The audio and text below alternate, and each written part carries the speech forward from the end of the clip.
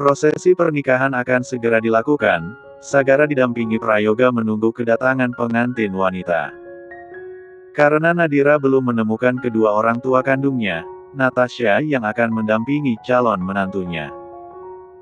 Mempelai wanita memasuki ruangan, ucap MC membuat semua pasang mata tertuju ke arah pintu.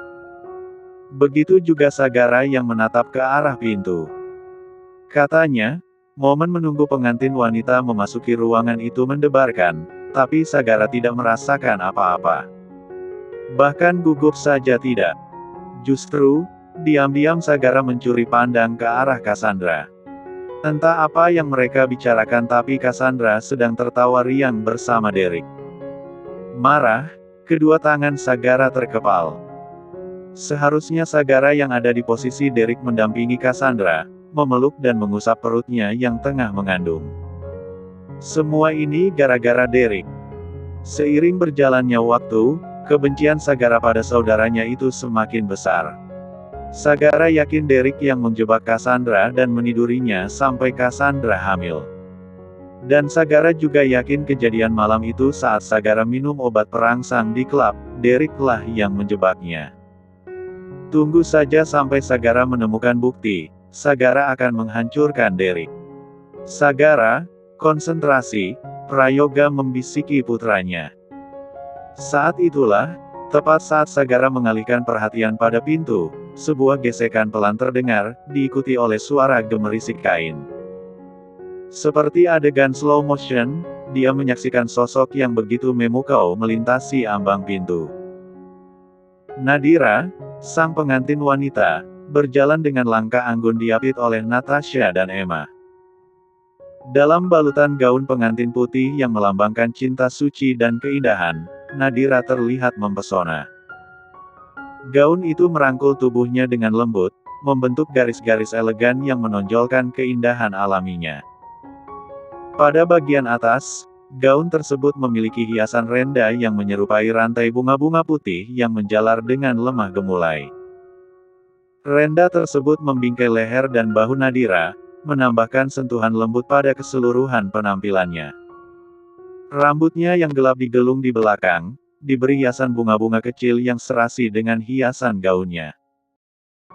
Sepasang mata cantiknya memancarkan keindahan, pipinya yang sedikit merona memberikan kesan hangat dan segar, seperti bunga yang baru mekar di pagi hari. Semua mata yang hadir tertuju padanya, terpesona oleh pesona dan kecantikannya yang menawan. Wow, gumam nyaris semua tamu undangan. Mereka speechless. Rasanya seperti melihat seorang dewi.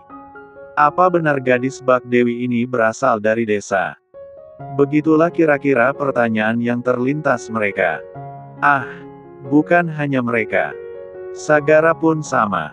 Tanpa sadar Sagara ternganga dengan jantung berdebar. Sagara, Prayoga menyenggol lengan putranya, kamu sedang difoto. Perhatikan ekspresimu. Kenapa sampai menganga begitu? Sagara berdehem beberapa kali. Berusaha menetralisir detak jantungnya yang tiba-tiba menggila. Mendadak ruangan ini menjadi panas. Mendadak gugup. Mendadak mulas. Ah, semua serba mendadak. Dan kenapa mendadak Nadira jadi secantik itu? Langkah Nadira semakin dekat hingga berdiri tepat di depan Sagara. Natasha menyerahkan tangan Nadira untuk digenggam Sagara. Ini jodohmu, nak. Sagara tersentak. Iya, ma. Oh sial, kenapa dia jadi gagap begini? Sagara berdehem dan menggenggam tangan Nadira. Semua orang duduk di posisinya masing-masing. Sehingga di panggung kecil itu, hanya ada Sagara dan Nadira yang saling menatap. Sagara bisa merasakan tangan Nadira gemetar dalam genggamannya. Rileks, kamu harus tenang, jangan sampai mengacaukan pernikahan ini. Nadira menelan ludah dan mengangguk. Aku gugup, Tuan. Kamu gugup karena melihat betapa tampannya saya hari ini kan? Nadira mendelik, lalu menggeleng cepat. Tidak. Jadi maksud kamu saya tidak tampan? Tak tampan, Tuan. Tampan kok. Sagara tersenyum samar, lalu wajahnya berubah serius. Sebentar lagi kamu akan sah menjadi istri saya. Tidak mudah menjadi istri seorang Sagara Fin Erlangga. Ada banyak aturan yang harus kamu taati. Ada banyak pengawasan. Semua pasang mata akan tertuju padamu. Kamu hanya punya satu pilihan, tersenyum. Apapun yang terjadi, apapun masalahnya, kamu harus terlihat baik-baik saja. Jangan tunjukkan kelemahan di depan siapapun. Kamu harus selalu tampil sempurna. Kamu siap. Siap. Dan prosesi pernikahan dilaksanakan. Mengendarai BWM, seusai prosesi pernikahan, Sagara membawa Nadira pulang. Setibanya di sana, mereka disambut oleh para pelayan yang berjejer di sekeliling red carpet menyambut kedatangan mereka. Emma yang menyiapkan semua ini. Tepat setelah prosesi pernikahan selesai, Emma langsung pulang dan menyiapkan penyambutan ini. Selamat datang Tuan dan Nyonya. Mereka membungkuk. Iya, terima kasih. Nadira juga ikut membungkuk. Mereka membungkuk lagi. Nadira juga membungkuk lagi. Merasa tak enak, para pelayan itu membungkuk lagi. Nadira juga ikut membungkuk lagi. Terus saja begitu sampai tulang kamu patah, sinis Sagara. Nadira menoleh pada suaminya, mereka tidak perlu membungkuk begitu. Jika tidak membungkuk, kamu menyuruh mereka salto. Orang ini. Nadira menyipitkan mata. Sangat menyebalkan. Apa? Kenapa menatap saya begitu? Tidak apa-apa, Nadira langsung mengalihkan perhatian, daripada mendapat semprotan tuan menyebalkan ini lagi. Ayo cepat. Jadwal kita sangat padat. Nanti malam ada acara dinner family sekaligus membahas resepsi. Sagara mengendurkan dasi dan berjalan duluan. Tuan, Nadira mengangkat gaun pengantinnya dan berusaha mengikuti langkah Sagara. Namun karena masih memakai heels, Nadira kesulitan berjalan. Cek, kelamaan. Tak tahan dengan Nadira yang sangat lelet, Sagara berbalik badan lagi dan menggendongnya ala bridal style. Nadira memekik dan refleks melingkarkan tangan di leher Sagara. Sontak saja mereka menjadi pusat perhatian para pembantu. Apa yang kalian lihat? Tundukkan pandangan. Mereka langsung menundukkan kepala. Sagara segera membawa Nadira masuk ke dalam rumah. Rumah ini berlantai 3 dan dilengkapi dengan lift. Sehingga tidak perlu menaiki tangga jika membawa beban berat.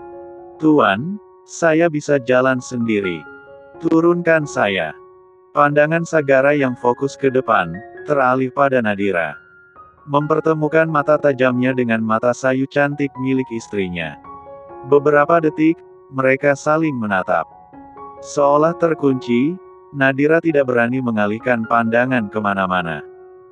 Hingga perlahan pandangan Sagara menurun, menatap pada bib 1R Nadira yang mereka S3 yang dilapisi lipstick soft red. Nadira menunduk, menghindari tatapan mata tajam itu. Kenapa? Kamu berpikir saya ingin menciummu? Mencium. Nadira mendongak, baru saja ingin menjawab, tapi tiba-tiba Sagara menurunkannya. Tubuh Nadira sedikit goyah. Hampir saja jatuh, untung saja bisa pegangan pada pinggiran lift. Sadar posisi, Nadira. Kamu hanya istri kontrak. Jangan berharap apa-apa padaku. Apalagi berharap aku mencintaimu. Pernikahan kita hanya sebatas kontrak dan akan berakhir beberapa bulan lagi. No S3 kilo detik, no Ki5S, no love. Camkan itu dan catat baik-baik di kepalamu. Lift tiba di lantai 3. Sagara melepas jas dan bergegas keluar lift, begitu pintu lift terbuka. Sementara Nadira hanya diam memandangi punggung tegap Sagara. Seperti biasa, kalimat tajam Sagara tidak pernah gagal menyakiti hati Nadira. Apa kamu tidak mendengar apa yang saya katakan di halaman tadi? Kita sibuk hari ini. Cepat masuk kamar dan ganti baju. Iya, Tuan. Nadira mengekori Sagara masuk ke dalam kamar. Sagara langsung duduk di sofa dan sibuk dengan ponsel mengecek pesan dari Arya, sekretarisnya. Untuk sementara waktu, sampai urusan pribadinya selesai, Sagara meminta Arya menghandle pekerjaan di bawah instruksinya. Sedangkan Nadira, gadis itu bingung harus melakukan apa. Di mana harus berganti baju. Dan baju gantinya, Nadira tidak punya. Kenapa masih di sana? Cepat ganti baju, Nadira. Kenapa kamu lelet sekali? Perintah Sagara tanpa mengalihkan perhatian dari ponsel. Iya, Tuan. Tanpa babi bu, Nadira langsung masuk ke kamar mandi. Tak ingin membuat Sagara menunggu lama dan berujung dimarahi lagi, Nadira segera melepas gaun pengantinnya. Tapi tangannya tidak bisa menggapai resleting di belakang punggung. Susah banget sih. Lama sekali, Nadira menghabiskan waktu mencoba melepas resleting, hingga tiba-tiba pintu kamar mandi terbuka. Ark, Nadira menjerit dan refleks menyilangkan tangan di depan dada. Tuan, kenapa nggak ketuk pintu dulu? Saya sedang ganti baju. Kamu terlalu lama. Dan apa yang kamu lakukan selama bermenit-menit tadi, tapi baju kamu masih lengkap. Resleting. Saya nggak bisa menggapainya, Tuan. Nadira mempraktekkan lagi mencoba menarik resleting di punggung. Cek. Menyusahkan. Begini saja tidak bisa. Sini. Sagara memegang pundak Nadira dan membalik tubuhnya. Sehingga sekarang Sagara berada di belakang Nadira. Tanpa menunggu lama Sagara menarik resleting gaun pengantin Nadira dari atas sampai bawah. Nadira berjengit dan meremas kedua tangannya saat punggung jari Sagara yang dingin mengenai kulit punggungnya saat menarik resleting ke bawah. Tuan agak cepetan nariknya, agak geli, Nadira bergidik. Udah belum? Belum. Perasaan resleting tidak terlalu panjang tapi kenapa Sagara lama sekali? Nadira sampai gugup sendiri. Mengalihkan perhatian ke samping, tanpa sengaja Nadira melihat pantulan tubuh mereka dari cermin wastafel. Di dalam cermin itu, Sagara terlihat memandangi punggung Nadira yang sudah terbuka. Astaga, apa yang Tuan Sagara lihat? Apa jangan-jangan di punggungku ada kurap? Atau korengan? Nadira jadi takut sendiri. Tuan, diam, saya bilang belum. Sementara yang Sagara pikirkan justru berbanding terbalik dengan kekhawatiran. Nadira. Punggung Nadira putih, bersih dan halus sekali.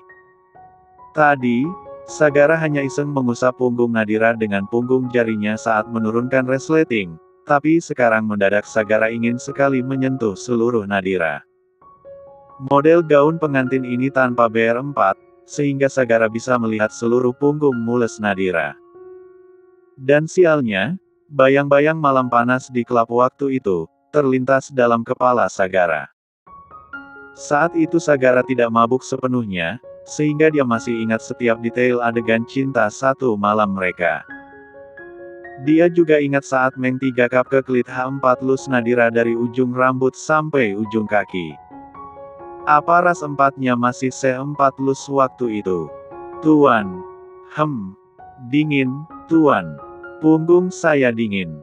Sagara berdehem, sudah selesai. Cepat ganti baju.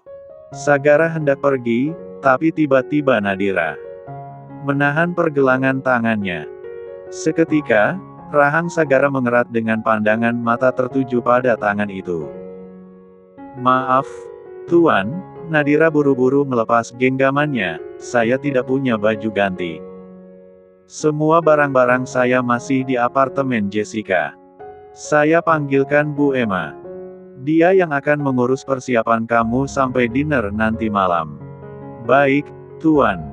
Terima kasih. Tanpa mengatakan apa-apa lagi Sagara langsung pergi dari sana. Lalu tak lama Emma datang membawa beberapa pakaian sementara untuk Nadira. Erlangga Family, salah satu keluarga konglomerat di negeri ini yang asetnya ada di mana-mana. Seperti sinar matahari yang menerangi segala penjuru, keberadaan aset mereka menjalar ke berbagai sudut negeri.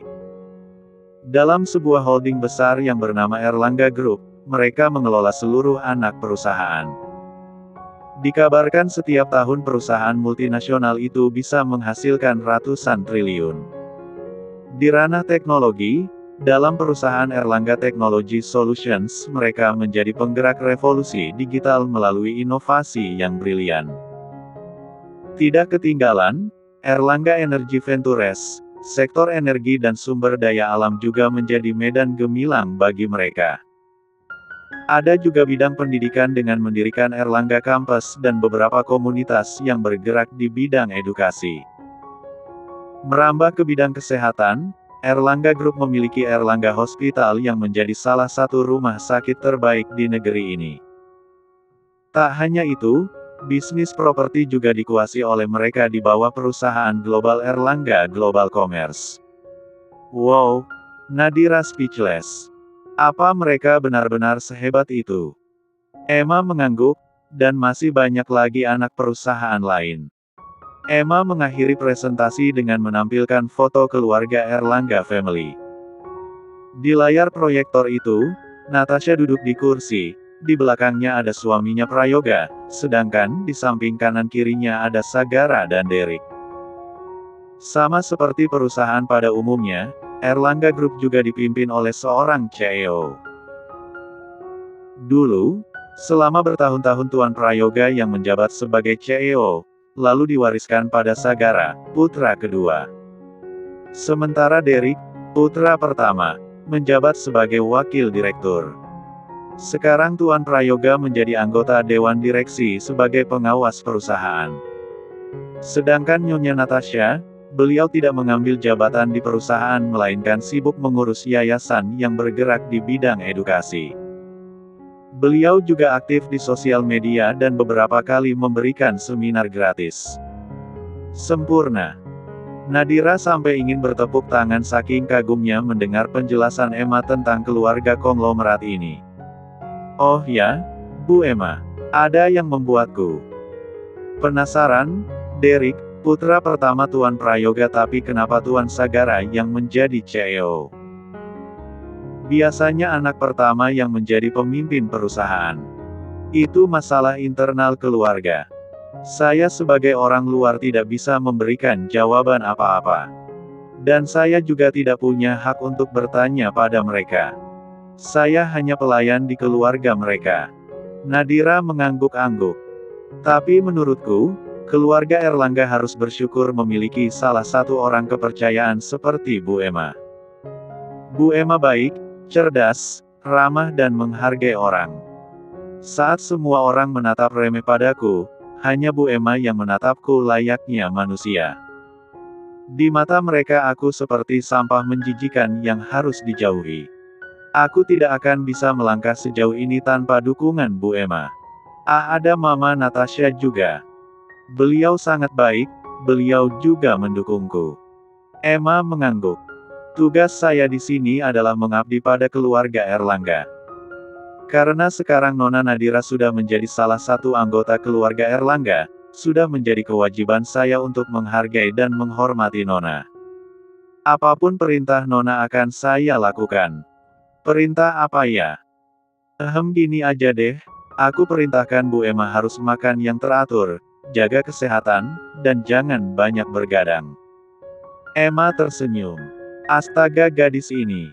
Hati Emma menghangat mendengar kalimat tulus Nadira.